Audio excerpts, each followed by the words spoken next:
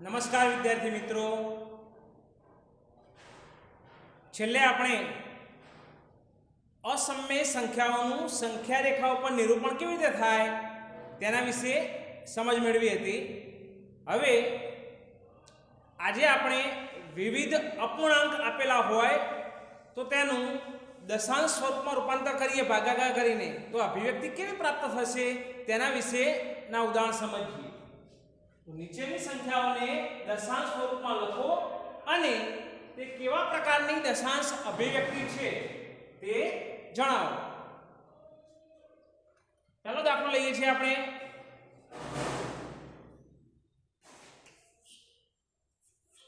પહેલો અપૂર્ણાંક મેં લખ્યો 32/5. પ્રથમ અપૂર્ણાંક લખ્યો 32/5. તો અહીંયા અપૂર્ણાંક સ્વરૂપે છે, એને દશાંશ સ્વરૂપમાં રૂપાંતર કરીએ તો શું થશે જોઈએ. 32/5. તો ચાલો ભાગાકાર કરીએ. તો ભાગ 3 ના પાછળ ના ભાગી શકાય, આખી સંખ્યા લઈશું. તો 5 6 30. કેટલા વધ્યા? 2. હવે ભાગ ચાલતો નથી તો અહીંયા દશાંશ ચિહ્ન મૂકીશું, અહીંયા પણ દશાંશ ચિહ્ન મૂકીશું અને અહીંયા 0 મૂકીશું. હવે 0 નીચે ઉતારીએ. ફરીથી એક વખત 5 વડે ભાગ્યા તો 5 6 30. શેષ કેટલી વધી? 2. ભાગ ચાલતો નથી, 2 ને 5 વડે ના ભાગી શકાય તો દશાંશ ચિહ્ન મૂક્યું, અહીંયા પણ દશાંશ ચિહ્ન મૂક્યું, અહીંયા શૂન્ય મૂક્યા દશાંશ ચિહ્ન પછી. હવે શૂન્ય ઉતાર્યા તો 20 ને 5 વડે ભાગીએ તો 5 4 20. શેષ કેટલી થઈ ગઈ? 0. ભાગફળ કેટલું મળ્યું? 6.4. ભાગફળ 6.4 મળ્યું. તો અહીંયા તમે જુઓ 32/5 ને દશાંશ સ્વરૂપમાં લખીએ તો શું લખાય? 6.4. શેષ 0 થઈ જાય. હવે ભાગાકાર આગળ આવશે નહીં, એટલે કે દશાંશ સ્વરૂપ કેવું મળ્યું કહેવાય? આગળ કશું આવતું નથી, આપણે પૂરું થઈ ગયો ભાગાકાર. તો 7 દશાંશ મળ્યો. તો એ લખવું તો શું લખાય? 7 દશાંશ છે.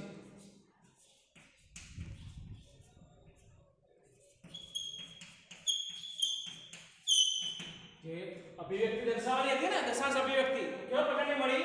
7 દશાંશ સ્વરૂપની અભિવ્યક્તિ પ્રાપ્ત થઈ આપણને. તમે સ્ક્રીનશોટ લઈ લો અને નોટમાં લખી દેજો.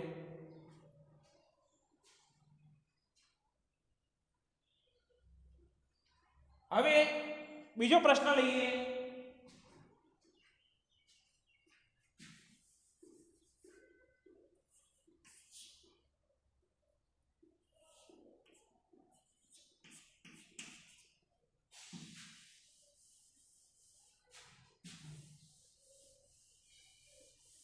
બીજો પ્રશ્ન છે 5/12. તો જો વિદ્યાર્થી મિત્રો 5/12 શું 5 ને 12 વડે ભાગી શકાય? ના, શરૂઆતથી જ ભાગાકાર થતો નથી. તો શું કરીશું? તો દશાંશ ચિહ્ન મૂકો, અહીંયા પણ દશાંશ ચિહ્ન મૂકીશું. દશાંશ ચિહ્ન મૂક્યું, અહીંયા મીંડું મૂક્યું. હવે ઉપર એકનું દશાંશ ચિહ્ન હોઈ શકે? દશાંશ ચિહ્ન પહેલા આપણે શું લખીએ છીએ? 0. 0 પોઈન્ટ થઈ જશે જે ભાગાકાર આવે. હવે સળંગ સંખ્યા માની લઈએ અને ભાગાકાર કરીએ તો 12 4 48 થાય. 12 4 48. હવે સળંગ સંખ્યા માનવાની તો 50 માંથી 48 જાય તો શું વધે? 2. હવે 2 ને 12 વડે ભાગી શકતા નથી તો એ દશાંશ ચિહ્ન મૂક્યા પછી તો જેટલા મીંડા મૂકવા એટલા મૂકી શકાય. એ તો તમે ભણેલા છો, જાણો છો. દશાંશ ચિહ્ન મૂક્યા પછી પાછળ જેટલા મીંડા મૂકવા હોય તેટલા મૂકી શકીએ છીએ. તો મીંડું ઉતાર્યું તો 12 1 12 12 2 24. આનાથી મોટી સંખ્યા થઈ જાય 24. તો 12 1 12. 20 માંથી 5 જાય કેટલા વધશે? તો 8. હવે 8 કે 12 વડે નથી ભાગી શકતા. જો મીંડું ઉતાર્યું તો 1272 જો 7 વડે ભાગવા જઈએ શું થાય 12 સત્તા 84 થઈ જાય તો વધી જાય 1272 કેટલા વધ્યા અહીંયા 8 વધ્યા ફરીથી પાછા 8 જ વધ્યા જો મીંડું ઉતાર્યું તો પણ શું થશે 1272 વળી કેટલા વધ્યા 8 વળી એક મીંડું ઉતારો તો શું થાય 1272 કેટલા વધ્યા 8 એના 8 મતલબ વળી મીંડું ઉતારશો તમે તો 1272 6 6 6 6 આવે જ જશે મતલબ કે ભાગાકાર પૂર્ણ થતો નથી ભાગાકાર કેવો મળે છે અહીંયા તમે જુઓ શેષ 0 થતી નથી ભાગાકાર ચાલુ જ રહેશે મતલબ કે ભાગફળ જે સંખ્યા મળે એ અનંત સ્વરૂપનો દશાંશ પ્રાપ્ત થાય છે 6 6 6 6 આવે જ જશે એટલે કે અહીંયા અભિવ્યક્તિ કેવી છે તો અનંત દશાંશ સ્વરૂપની છે પરંતુ અનંત દશાંશમાં પણ બે પ્રકાર હોય અનંત અનાવૃત હોઈ શકે બીજો અનંત આવૃત હોઈ શકે તો અહીંયા તમે જુઓ ચોક્કસ સંખ્યા કે સંખ્યા જૂથનું પુનરાવર્તન થતું હોય તો આપણે તેને અનંત આવૃત દશાંશ કહીએ છીએ તો એ શું થશે 6 6 6 6 નું પુનરાવર્તન થઈ જાય છે એટલે કે અનંત આવૃત દશાંશ છે તો આની અભિવ્યક્તિ લખવી હોય તો શું લખાય 5/5 બરાબર શું થશે 0.41 6 6 6 6 6 6 લખવા માટે વખત લખી શકાય એટલે કે dot dot dot dot dot મતલબ કે બીજી રીતે લખવા કેવી લખાય તો બરાબર 0.41 6 6 6 6 જેનું પુનરાવર્તન થતું હોય એક સંખ્યા કે સંખ્યા જૂથનું પુનરાવર્તન થતું હોય તો એના ઉપર 12 ની નિશાની કરીએ છીએ તો અહીંયા પુનરાવર્તન કોનું થાય છે માત્ર 6 નું તો 6 ના ઉપર 12 ની નિશાની કરીશું તો 5/12 બરાબર દશાંશ સ્વરૂપમાં લખવું હોય તો 0.41 6 બાર થઈ ગયું મતલબ કે 0.416 પણ આગળ 6 6 6 6 આવે જ જશે એટલે કેવો દશાંશ થયો અહીં અનંત આવૃત દશાંશ અભિવ્યક્તિ મળે અનંત આવૃત દશાંશ સ્વરૂપની અભિવ્યક્તિ મળે છે એક તો અનંત દશાંશ આવ્યો અને વળી આવૃત થયો ઓકે સ્ક્રીનશોટ લઈ લો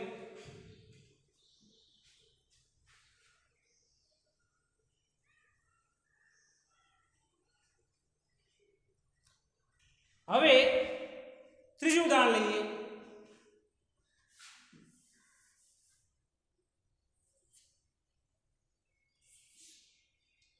એમાં લખીએ 2/11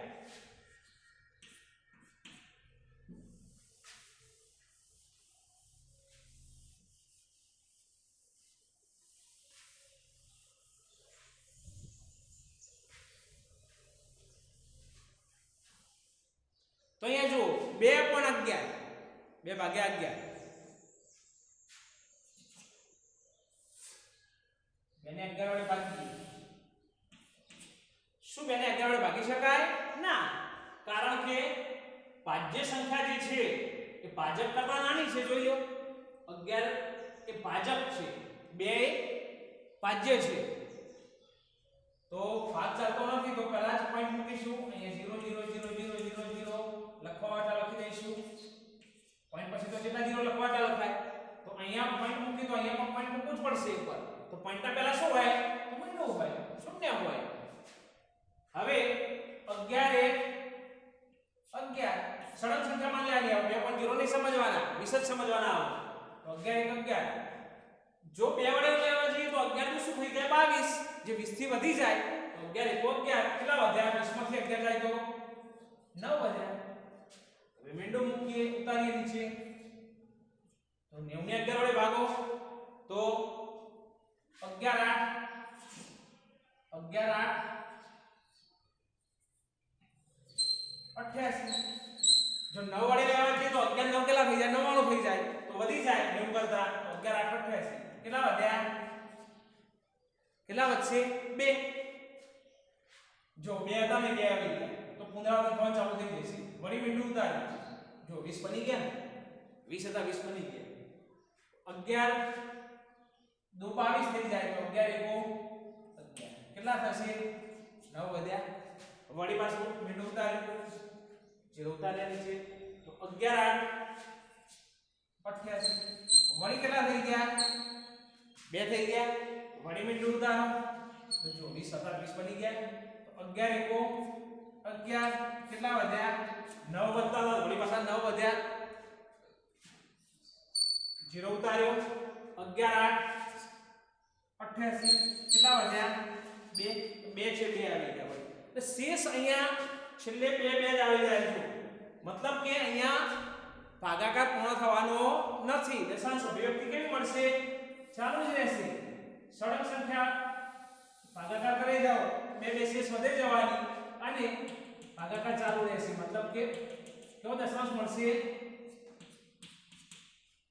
અનંત સ્વરૂપનો દશાંશ પ્રાપ્ત થશે અનંત છે પરંતુ જો અહીંયા ચોક્કસ સંખ્યા જો છે એટલે કઈ સંખ્યાનું પુનરાવર્તન થાય છે 18 18 18 પુનરાવર્તન થાય છે માટે અનંત આવૃત્ત સ્વરૂપનું અભિવ્યક્તિ પ્રાપ્ત થઈ કહેવાશે તો લખી શકીએ કે 2/11 બરાબર 0.181818 અપ ટુ ઇન્ફાઇનાઇટ અનંત સુધી ચાલી જાય છે તો આને બીજી રીતે લખવું હોય તો 2.11 બરાબર 0.1818 નું પુનરાવર્તન થાય છે તો 18 તો 12 ની નિશાની આવશે 18 તો અભિવ્યક્તિ કેવી મળી અહીં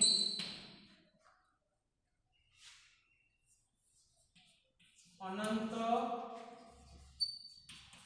આવૃત્ત સ્વરૂપની દશાંશ અભિવ્યક્તિ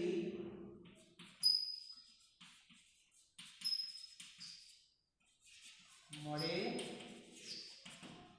અહીં અનંત આવૃત્ત સ્વરૂપની દશાંશ અભિવ્યક્તિ મળે છે અનંત મળ્યો અને એનું આવૃત્ત થાય છે ચોક્કસ જૂથનું અનંત આવૃત્ત અભિવ્યક્તિ મળી સ્ક્રીનશોટ લઈ લો આ સ્ક્રીનશોટ જેટલા લેવો છો તમે તમારી નોટમાં એ દાખલા ગણી દેવાના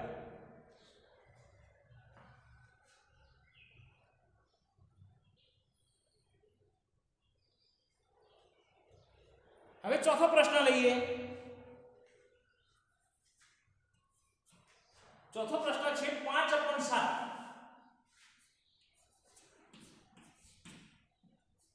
5/7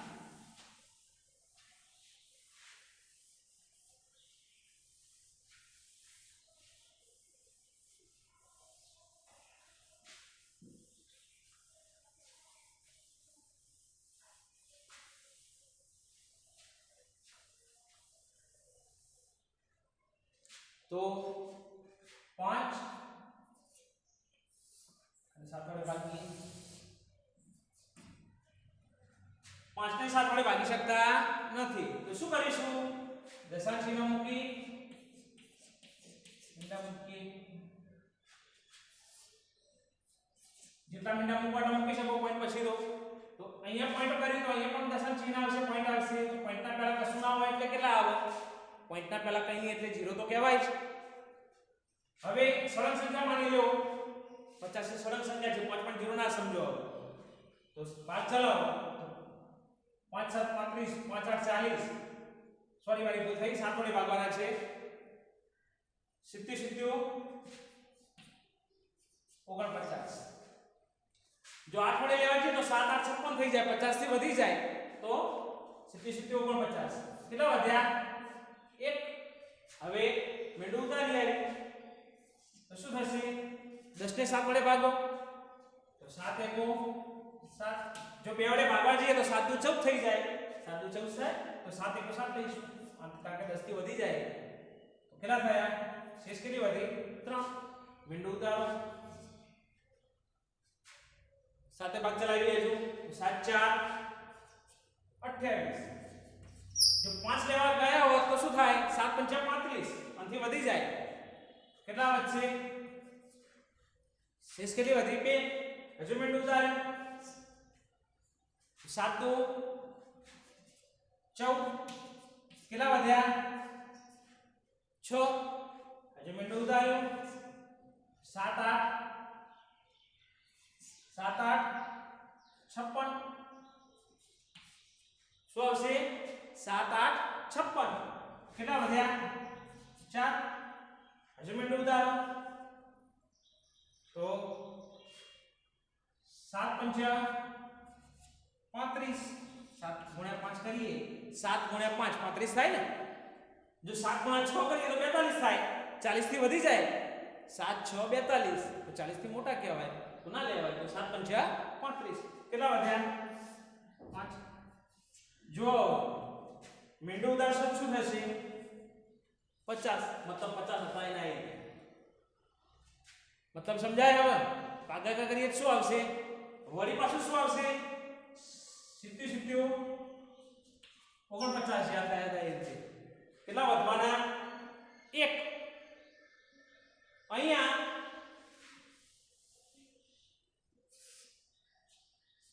5 આવી ગયા એટલે સમજી લ્યો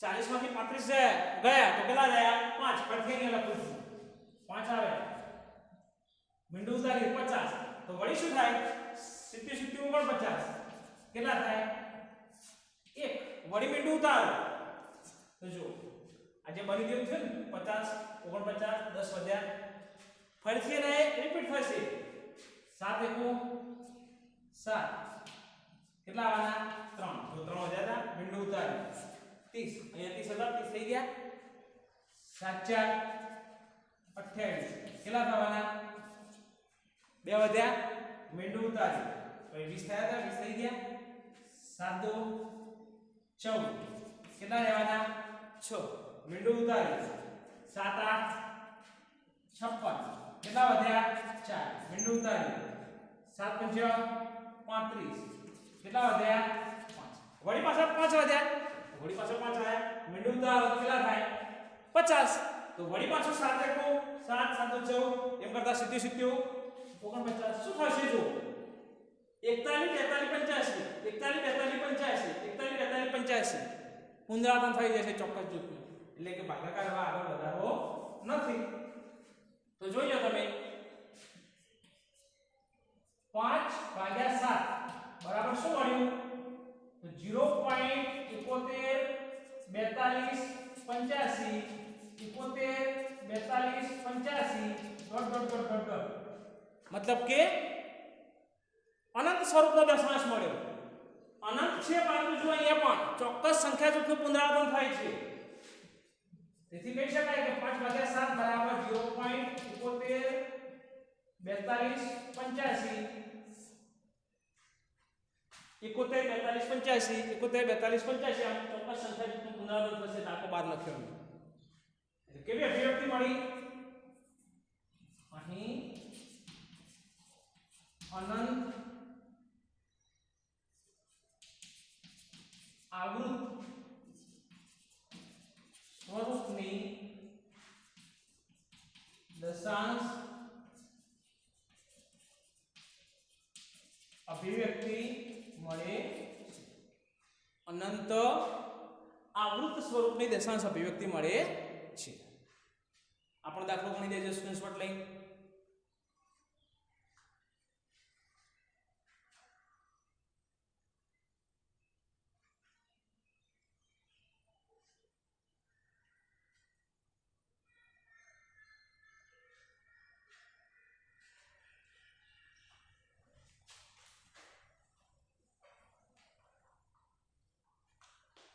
હવે આપણે એક નવો પ્રશ્ન જોઈએ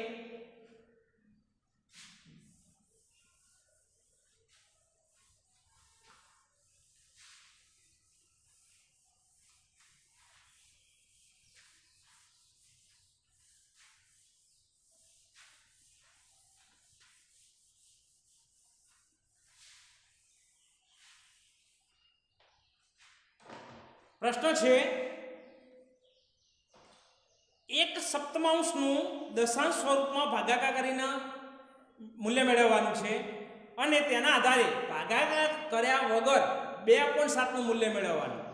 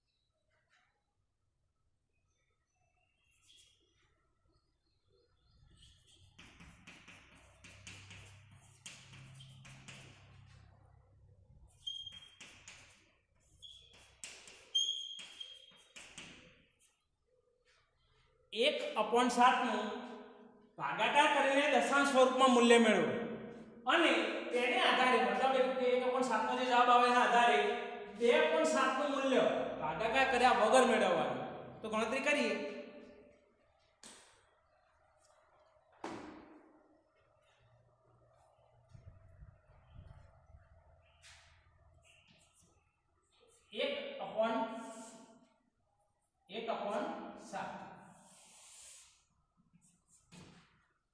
1/7 તો જો 1 ને 7 વડે ભાગી શકાય ના, તો દશાંશ ચિહ્ન મૂક્યું, પાછળ મીઠા મૂક્યા, અહીંયા પણ પોઈન્ટ મૂક્યું, આગળ 0 આપ્યું. હવે 7 એકો 7 કેટલા વધ્યા 3, મીંડું ઉતાર્યું તો 7 4 28 કેટલા વધ્યા 2, વળી 0 ઉતાર્યો મીંડું ઉતાર્યું તો 7 દુ 14 7 3 21 તો વધી જાય 20 થી, તો 7 દુ 14 કેટલા વધ્યા 6, વળી પાછા મીંડું ઉતાર્યું તો 7 8 56 7 8 56 7 9 63 તો વધી જાય 60 થી, તો 7 8 56 લઈએ કેટલા વધ્યા 4, કેટલા વધ્યા 4. હવે મીંડું ઉતાર્યું તો 7 5 35, 6 લેવા જઈએ તો 7 6 42 થઈ જાય, 40 થી વધી જાય તો 7 5 35 રાખીશું. કેટલા 5 વધ્યા. મીંડું ઉતાર્યું પોઈન્ટ પછી ગમે એટલા મીંડા કહેવાય તો 7 7 49 કેટલા વધ્યા 1.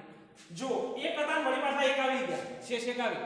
હવે મીંડું ઉતારીશ તો 10 થશે, તો 10 નો જે ભાગાકાર 7 વડે કર્યો તો શું થાય 7 1 7 વળી પાછા 3 વધે, મીંડું ઉતારીએ 30 થાય. આનો આ જ ભાગાકાર ચાલુ રહે આપણે અગાઉ જોયો એ પ્રમાણે. તો શું થશે ચોક્કસ સંખ્યા જો એટલે કે 14 28 57 14 28 57 આ પ્રમાણે ભાગાકાર આપણને મળી જશે. 1/7 બરાબર શું પ્રાપ્ત થયું 0.14 28 57 14 28 57 અનંત સુધી આવી જાય. દર્શાવવું હોય તો 1/7 બરાબર 0.14 28 57 આવું કહેવાય, કારણ કે સંખ્યા જૂથ આ પ્રમાણે જ આવી જશે. કઈ રીતે આવશે હું આંતરને સમજાવ્યું, ફરીથી સમજો. શેષ કેટલી વધી 1. હવે જો હું 0 ઉતારું તો વળી પાછું શું થઈ ગયા 10, અહીંયા 10 થયા હતા તો 7 1 7, શેષ કેટલી વધે 3, મીંડું ઉતારો એટલે કેટલા થાય 30, તો 30 વળી આવી ગયા તો 7 4 28 કેટલી શેષ વધે 2, તો વળી જો મીંડું ઉતારીએ તો 20. આ પ્રમાણે ભાગાકાર એના એ જ આવી રહેશે, ચાલુ જ રહેશે. કારણ કે અહીંયા 1 છે તો 1 આવી ગયા, 0 ઉતારે તો 10 હતા 10 થઈ ગયા, એના જ ભાગાકાર આવે. મતલબ કે અનંત સુધી ચાલુ રહેશે, અનંત આવૃત દશાંશ મળશે. હવે મૂલ્ય મેળવવું છે 2/7 નું. તો જો 2/7 એટલે કેટલા કહેવાય 1/7 ગુણ્યા 2 કહેવાય ના કહેવાય બોલો કઈ રીતે? તો 1 ના 2 વડે ગુણો તો શું થાય 2, અને 2 ના નીચે કશું નહીં એટલે કેટલા કહેવાય 1 કહેવાય. તો 7 1 કેટલા 7, 1 ગુણ્યા 2 તો 2, 1 ગુણ્યા 2 એટલે 2, 7 ગુણ્યા 1 એટલે કેટલા 7, તો 2 27 થયા. તો 1/7 ગુણ્યા 2 કરીએ તો 2/7 આવી જાય. તો હવે 1/7 નું મૂલ્ય જાણીએ છીએ કેટલું હાલ શોધ્યું ના પડે.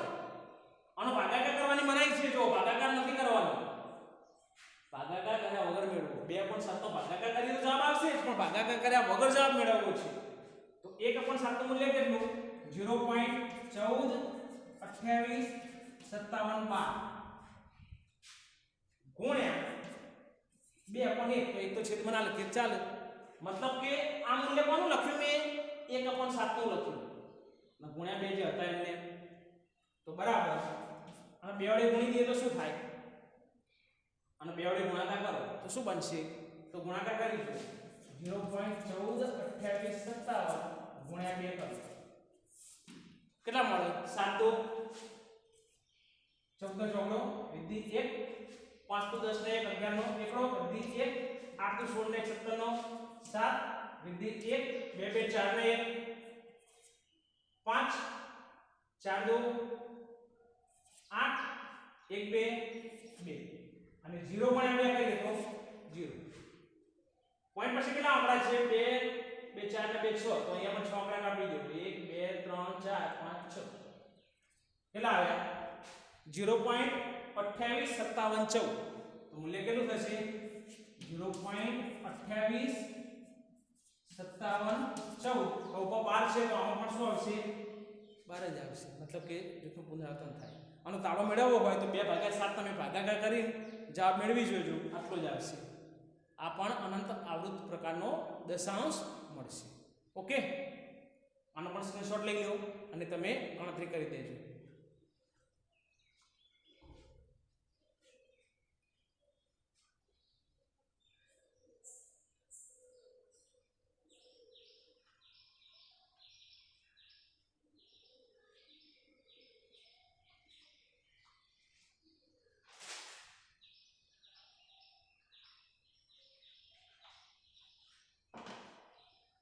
હવે આગળનો પ્રશ્ન જોઈએ એના પછીનો પ્રશ્ન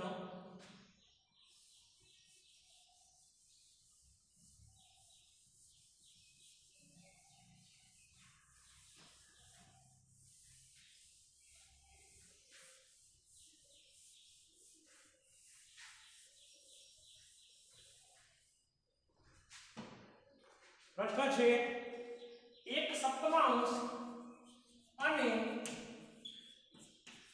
2 સપ્તમાંશ 1/7 અને 2/7 ની વચ્ચે આવેલી ગમે તે ત્રણ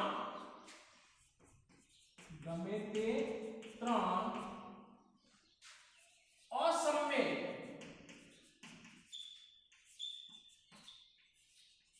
સંખ્યાઓ લખો અથવા કે શોધો તમને થાય કે આવું તો આપણે ભણી ગયા પણ નહીં ભણ્યા છીએ શું ભણ્યા હતા આ નહીં બે સંખ્યાઓ આપેલી હોય સમય સંખ્યાઓ એમની વચ્ચે આવેલી અમુક સમય સંખ્યાઓ શોધવાનું ભણ્યા હતા અહીંયા સમય સંખ્યાઓ નથી ભાગી શું પૂછ્યું છે અસમય સંખ્યાઓ શોધવાની છે તો કઈ રીતે લખી શકાય તો સમજો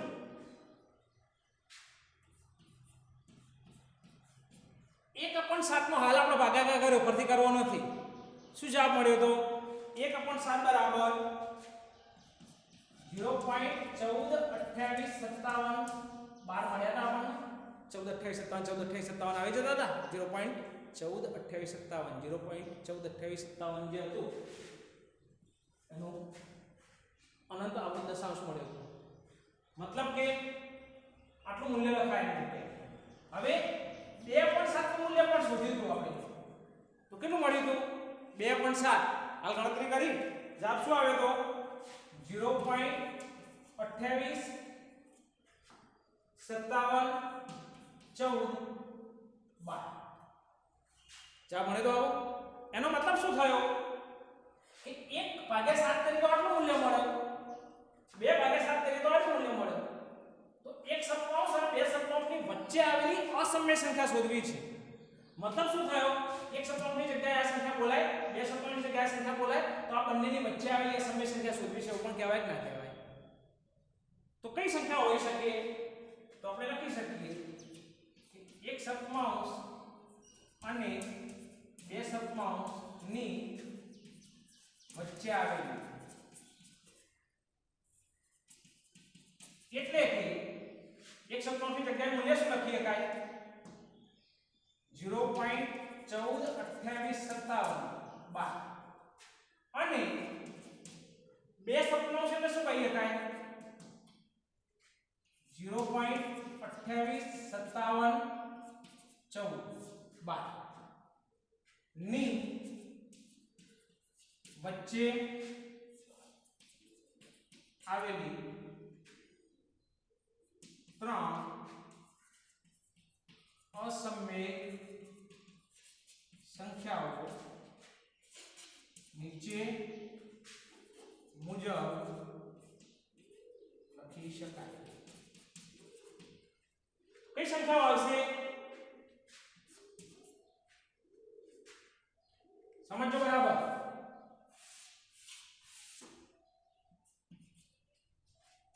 એક સપ્તમાંશ અને બે સપ્તમાંશની વચ્ચે આવેલી, બીજા શબ્દોમાં કહીએ તો એક સપ્તમાંશ એટલે 0.142857 અને બે સપ્તમાંશ એટલે 0.285714 ની વચ્ચે આવેલી, મતલબ આના કરતા મોટી, 142857 કરતા મોટી અને 2857 કરતા નાની એવી સંખ્યાઓ લઈ શકાય, પરંતુ કેવી લેવાની? અસમય. તો અસમય લેવી શું કરવું પડે? અનંત હોવી જોઈએ અને અનાવૃત હોવી જોઈએ એવી લઈ શકીએ. તો આનાથી મોટી સંખ્યા લખવી હોય શું લખાય? 0. જો આના કરતા મોટી 14 છે તો શરૂઆત કેટલી કરું? 15 થી. 15 1 2 7 1 3 9 4. શું કર્યું મેં? સમજો બરાબર. અહીંયા એવી સંખ્યા લીધી કે જેથી કોઈ ચોક્કસ સંખ્યા જૂથનું પુનરાવર્તન થતું નથી. અને બીજું કે અનંત છે, એટલે કેવો દશાંશ થઈ ગયો? અનંત પુનરાવર્તન નહીં થતું એટલે કે અનાવૃત દશાંશ થયો. તો આ સમય સંખ્યા થઈ ગઈ. આના કરતા મોટી છે તો કે આ મોટી છે. હવે બીજી સંખ્યા લઈએ. બીજી સંખ્યા 0.16910375 જો આના કરતા મોટી છે આ રીત, આનાથી મોટી આ સંખ્યા. જો અનંત છે, આવૃત થાય નહીં થતી, અનાવૃત છે. તો અનંત અનાવૃત હોય તો કેવી કહેવાય? અસમય કહેવાય ને. તો થઈ ગઈ. આના કરતા મોટી, આના કરતા નાની હોવી જોઈએ, ધ્યાન રાખવાનું. આ રીતે ના લખાય, 0.29 ના લખાય. કેમ ના લખાય? આના કરતા મોટી ના હોવી જોઈએ, નાની હોવી જોઈએ, તો જ બંનેની વચ્ચે કહેવાય ને. વચ્ચેનો મતલબ શું? આનાથી મોટી અને આનાથી નાની. તો 0. હજુ લખીએ તો 19 1 2 5 0 3 7 8. તો હું આંકડા કેવી રીતે લખવાના? આડા આડા લખવાના, કોઈ જૂથ ના બનવું જોઈએ એ રીતે લખીશું. તો જુઓ, આ પણ અનંત છે અને અનાવૃત છે. તો અનંત અનાવૃત હોય તો એ અસમય સંખ્યા થઈ ગઈ. આ ત્રણે અસમય સંખ્યાઓ જોઈ લો, અનંત દશાંશ છે અને અનાવૃત છે, માટે અસમય થયા. બીજું, આ સંખ્યા કરતા મોટી સંખ્યાઓ છે, આના કરતા નાની સંખ્યાઓ છે. ઓકે, તો આજનો ટોપિક પૂરો થયો. અસ્તુ.